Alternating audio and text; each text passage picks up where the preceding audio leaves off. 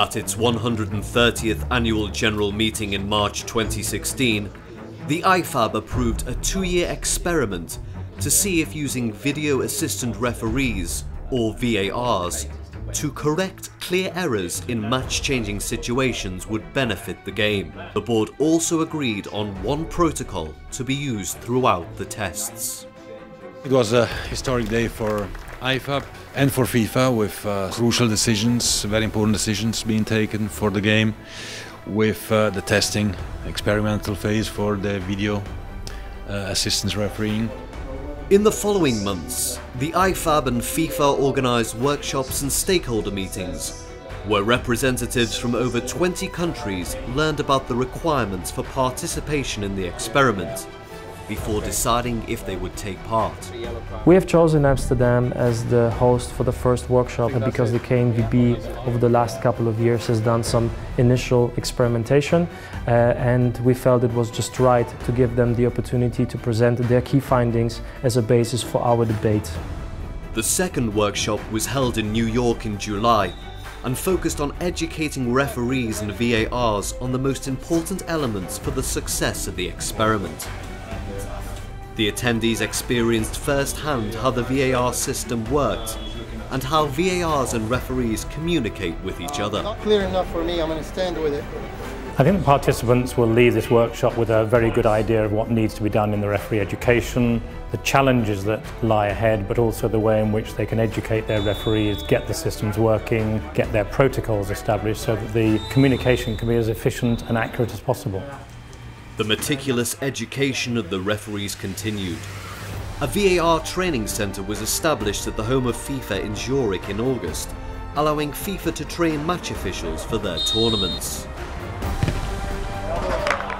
as well as offering others a hands-on opportunity to see and experience just how VARs work. FIFA has decided to install a VAR training center here to support the IFAB with the development of the protocol. That means to fine-tune the review process, but at the same time also to standardize the VAR equipment. For that, we have 2 technology providers here. They showcase their technology, and we hope with these results we can then go forward in the process. VR Center is very important to have here in the home of FIFA. As every experiment we are doing is crucial to test. As every training session, if you don't test, it would be very difficult to arrive then in an official game and to be ready on what we should do. In September and October, the training centre was used for a seminar with the top FIFA referees and the 3rd VAR workshop for all participating countries. We saw that the VR system can be very helpful to the referee, and sometimes in a match there is no situation, and sometimes in a match there are 3 or 4 situations to help the referee or to confirm the referee. But this initial demonstration was only the beginning. Shifting from theory into practice, a series of more than 20 matches was organised under the supervision of the IFAB and FIFA. VARs were used live during competitive matches in the US and the Netherlands, as well as during 2 international friendlies in Italy to test and refine the VAR protocol before official trials began. Ich glaube, es macht Sinn, die Technologie zu nutzen, weil man eben dann keine Fehlentscheidungen mehr treffen kann. Man kann sich die Zeit nehmen, dann eben auch Dinge zu korrigieren. Das macht das Spiel fairer, das macht es ja einfach die Situation fairer, wie gesagt, wenn es um viel geht. Und ich glaube, das ist ein sehr, sehr großer Vorteil für beide Mannschaften. The most important trial was at the FIFA Club World Cup in Japan in December, where for the very first time, an entire tournament was equipped to use VARs. Not only were some of the world's best referees able to experience the system firsthand, but FIFA's Football Technology Innovation Department was also able to analyse just how the best technological setup should look like in football.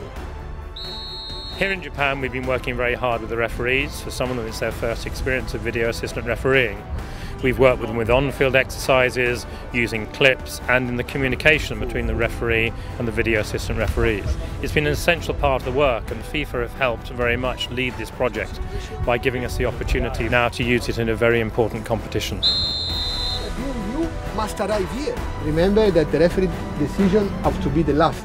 I saw big improvement in these days. So some of the referees, some of the VARs were really comfortable at the last stage. Roja tiene control del balón. It's been a fantastic experience to be part of this whole project. You know, there's been a lot of anticipation and a lot of build-up for the VAR project. So to be part of this tournament here and then to be part of the first game is really exciting for me. Danny here. Excellent performance. Well done. Technology will not solve 100% refereeing problem. Mistake will remain, because in football, in refereeing, we will always have case of interpretation. Okay, thank you. It's okay. Penalty. The IFAB will decide in 2018 or 2019 how well the experiments have gone and whether this is something that we should incorporate into football. That decision will be taken based on all the evidence we receive and the views of the world of football. We started the experiment phase by saying we must examine video assistant refereeing to say, will it benefit football? And that ultimately will be the question to which we'll say yes or no.